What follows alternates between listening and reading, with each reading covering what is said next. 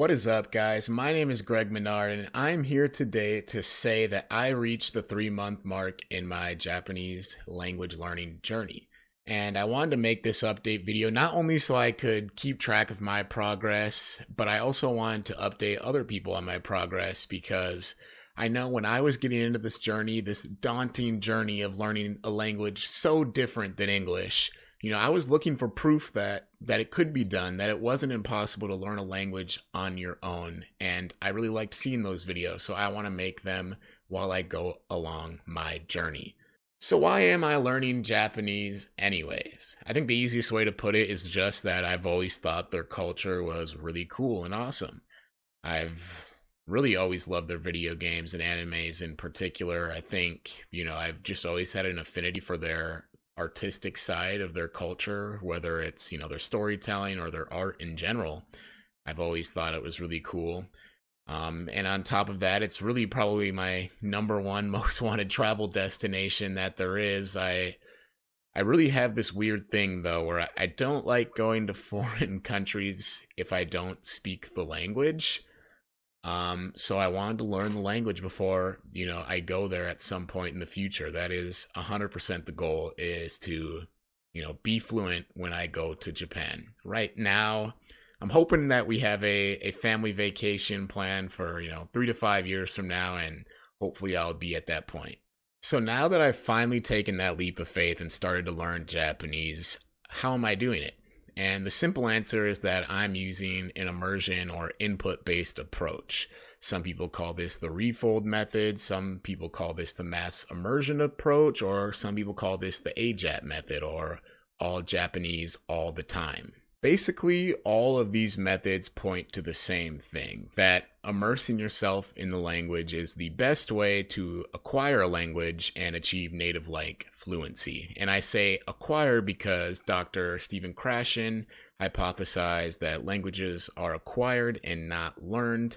And simply put, I interpret this to mean that you can't just drill your way into a native-like fluency in the language. You're just going to be too robotic. But I'm not going to get into the nitty-gritty details of kind of the linguistics because I don't know enough about that to speak on it. So just know I'm going to leave some links to the Refold method and those other methods I mentioned down in the description below if you want to check it out and get more familiarized with it.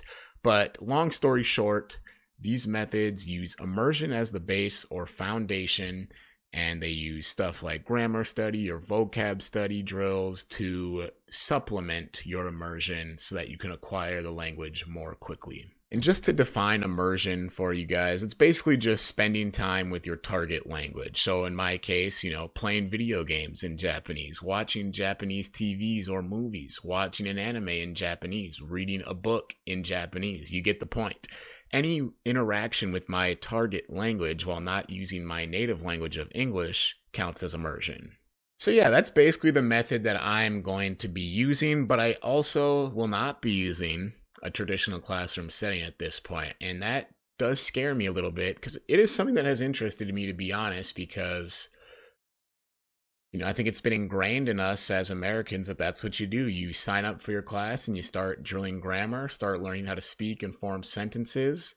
But I think I'm good on that for right now. I don't think I need to. It is sometimes hard to trust the process. So I think, this is where that fear stems from. But, I think getting over what's been ingrained in us is probably a good thing in this case. Because when I think about a lot of people that I know that speak English as a second language really well, or speak any other language as a second language really well with a high proficiency, all of them have been immersing, whether they know it or not. So I think, how can I replicate that with my language learning journey has been my goal so far.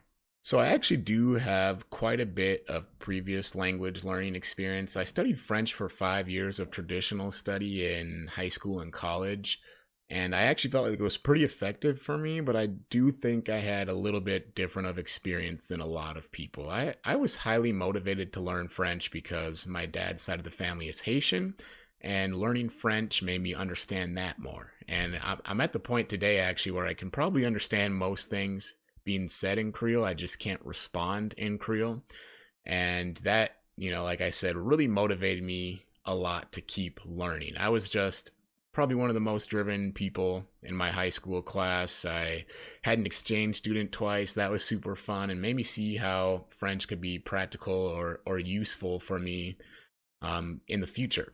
And today my French level's all right. I have lost a little bit, but when I went to Belgium and France fairly recently, I did feel like I was pretty good. And I feel like if I jumped into a setting where I was immersed in French, my skill would increase to fluency very quickly. And I was actually almost tempted to do this, but I opted for the harder route of Japanese instead. So, how many hours a day is it my goal to study? And I'll just come out and say right now, it's 2 hours a day. And I know this is kind of a heated topic within the immersion learning community. A lot of people will say 4 hours minimum or 6 hours minimum if you want to make any progress. And I just haven't found that to be true so far. And I think that really discourages a lot of people from, beginning their journey. I think a lot of people are busy, like myself, and they've got a job, they've got family and friends, they've got pets, they've got other hobbies outside of language learning that they want to give their time to. So 2 hours a day, at least for me, has been that happy medium where I can say, hey, I can put this time in, feel tangible progress, feel like I'm really dedicating myself to something, but also leave some time left over for the other things in life. And, I've hit that goal pretty much every day outside of when I've been on vacation or like at a bachelor party or at a wedding, stuff like that. I want to be present and make sure I'm enjoying life as it comes and not, becoming a shut-in to learn this language. I know it's going to be a long haul. It's not going to happen overnight. So I just got to find something that works for me every single day, keep at it. And the best amount of time is the amount of time you can do without quitting. So as you can see, I've got my Polylogger stats up here. I feel like it's been a pretty simple and easy website for me to track my time on. I do feel like tracking has been helpful in holding myself accountable and being intentional about how many hours I log. So I do recommend anybody does it who is going on a language learning journey. You can see I've got my 97-day streak here. That's how many days I've been studying. And I've got 209 minutes logged. And so that turns out to be about 2 hours and 10 minutes a day. So you can see that I am reaching my goal as of right now. So let's keep that up. For listening, I've got 8,466 minutes logged. And I've got for vocabulary, 2,954 minutes. And for grammar, I've got 1,100 minutes. The breakdown percentage-wise of that is 67% listening, 24% vocabulary, and 9% grammar. So yeah, those are my stats. And I didn't really track active versus passive immersion. I really don't know how to determine what's active and what's passive, because when I am listening to a podcast, say when I'm driving or on a walk, I am actively trying to understand what's going on. But I know a lot of people would consider that to be passive listening because I'm doing something else. And I don't know, when I first started, I was kind of in the boat of, well, everything's active if I'm trying to listen. But as time has gone on, I found it a little bit harder, I think, to pay attention when I'm driving and really be as active as I could be. Walking isn't really that hard for me to pay attention to super closely, and then something like the dishes can be hit and miss, but for the most part I try to be very active and only use podcasts when I'm in a pinch and have a busy day. Okay, let's get into the fun stuff. What have I been immersing with? For podcasts, I've been listening to Nihongo con Teppei and Learn Japanese with Noriko. And I really do like both of those podcasts. I think Nihongo con Teppei is really just the ultimate beginner podcast for Japanese learners. I learned so many things, and Teppei Sensei has a really good style for kind of teaching the beginner level. For anime, I started off watching Bleach. I did cheat a little and use English subtitles for that one because it was my first week of immersing, and I really wanted to watch the 1,000-Year Blood War arc. But after that, I dove right into it. I've watched Death Note. And then I watched Sword Art Online with Japanese subtitles. So those were really good. And as for kind of real life or live action shows, I watched Love is Blind Japan as well as Terrace House. And I think both of those shows do such a great job. I guess they're not intended for immersion learners, but it's such a great thing for immersion learners because they're so language dense. There's like so much volume of content because there's just so much interaction and kind of daily conversations that you get to see and pick up on things. It's really great. I highly recommend them. So one of the best ways to boost your comprehension and obtain more comprehensible input is to drill vocabulary or flashcards in a spaced repetition system like Anki. And right now I've been working on the Core 2K 6K deck. That's basically the 6,000 most common vocab found in a Japanese newspaper. I've been doing 10 new cards of that a day. I'm currently at 970 vocab, so almost at the big 1,000 here. I've also been doing the recognition RTK deck, that is remembering the kanji. That I've been doing 3 new cards a day. And kanji and vocab are a little bit different. Kanji are the individual characters, and the vocab are kind of the words or vocabulary. And so I've been kind of studying those separately. More emphasis on the vocab because I feel like that's been a lot more helpful. But only 3 new cards a day is pretty useful for, I think, the RTK. So, and the other deck that I've been taking 3 cards a day on is the katakana reading practice. And that basically is just the foreign loan words that the Japanese are using and kind of getting used to reading that script because it does have its own separate script.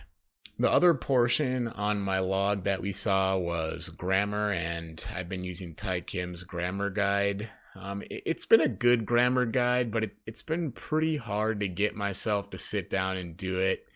I think many things are pretty confusing. It's just been hit and miss. I think some sections, like I said, have been really good and make complete sense, and the other stuff makes absolutely no sense at all. And I think some of that is par for the course with Japanese because we are, working on something so different than English that, there's bound to be confusing concepts, but I'm definitely excited or curious to kind of check out what else is out there for grammar study. So I've talked about what I've done so far, but let me now talk about my experience in general and how I'm feeling. I know the golden question is going to be, how much do I understand? Well, not much after 3 months, but I can say I know a lot more than I did 3 months ago. I feel a lot more tired and not necessarily from the routine or having less time, but I do feel like my brain is working very hard to try to process things. I will say the biggest struggle has been tolerating the ambiguity while immersing. It's tough. I want to know what's happening. I did allude to earlier that I have some concerns about not doing a traditional classroom setting because it has been ingrained in me that is the way to go about it. And I think a lot of that stems from, I'm not going to be outputting, that is, speaking or writing for a while. It's just going to be input and kind of downloading the language into my brain. I've got to trust the process. It's scary. I think another big concern I have is I often feel like I could be doing more, and we kind of talked about this in the life balance before, but it's pretty difficult to do more than 2 hours with how low my comprehension is. I think once it gets higher, I'll be able to sink my teeth into things a little more if I want to. I think the last thing that I would say that's been kind of something that's on my mind is immersion learning can be a somewhat lonely hobby since it's all input. I think it'll get better the farther along I get, and once I'm able to, learn the language and start practicing output and speak to native speakers, I think that will be a lot less of a concern. But for right now, it's pretty lonely, and I think it would be super fun to do this with a friend or a family member. I've been pestering my wife every day to try to get her to learn with me, but I don't think it's going to happen. Even if we weren't doing the same language and she was doing something like Spanish, which she studied in the past, I think it would be a pretty cool experience to do together. So what are my goals or plan going forward? I think the biggest goal I have is to try to get into some reading once I have 1,000 vocab down, which is in 3 days.